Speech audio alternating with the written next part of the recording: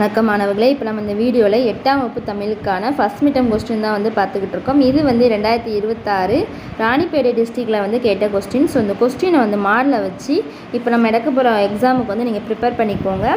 நம்ம அதர் டிஸ்ட்ரிக்ட்டுக்கு இதே கொஸ்டின்ஸ் கூட சில டைம்ஸ் கேட்பாங்க. ஸோ இந்த கொஸ்டின் அதனால் ஃபுல்லாகவே நீங்கள் படிச்சிட்டிங்கனாலே போதும். உங்களுக்கு இதுலேருந்தே நமக்கு நிறைய கொஸ்டின்ஸ் வரும். சில டைம்ஸ் இதே கொஸ்டின்ஸ் கூட வரலாம்.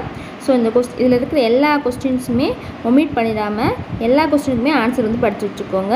மனப்பாட பாடலாம் நல்லா படித்து எழுதி பாருங்கள். அப்போ தான் ஸ்பெல்லிங் மிஸ்டேக் இல்லாமல் நீங்கள் எழுத முடியும். அப்போ தான் ஃபுல் மார்க் வாங்கலாம். ஸோ ஏன்னா அடிப்பிடலாமல் எழுதணும். பார்த்தீங்களா பாருங்கள், இதில் பார்த்தீங்கன்னா வாழ்க நிரந்தரம்ங்கிற தமிழ் எழுத்து பாடல் கேட்டிருக்காங்க. அப்புறம் குறள் கேட்டிருக்காங்க. ஸோ இது ரெண்டையும் நல்லா பார்த்துக்கோங்க. அடுத்து கடிதமும் நல்லா படிச்சுக்கோங்க. 5 மார்க் கொஸ்டின்ஸும் நமக்கு 2 கொஸ்டின் கொடுத்துருக்காங்க. ஸோ நமக்கு 4 கொஸ்டின் கொடுத்து 3 கொஸ்டின் கொடுத்து 2 கொஸ்டின் சொல்லியிருக்காங்க. ஸோ அந்த 3 கொஸ்டினுமே 4 கொஸ்டின் தான். 4 கொஸ்டினுமே நல்லா படிச்சிட்டிங்கனாலே போதும். இதுலேருந்து நமக்கு கண்டிப்பாக 2 கொஸ்டின்ஸ் வந்துடும். ஸோ அந்த 2 கொஸ்டின் நம்ம அட்டன் பண்ணிடலாம்.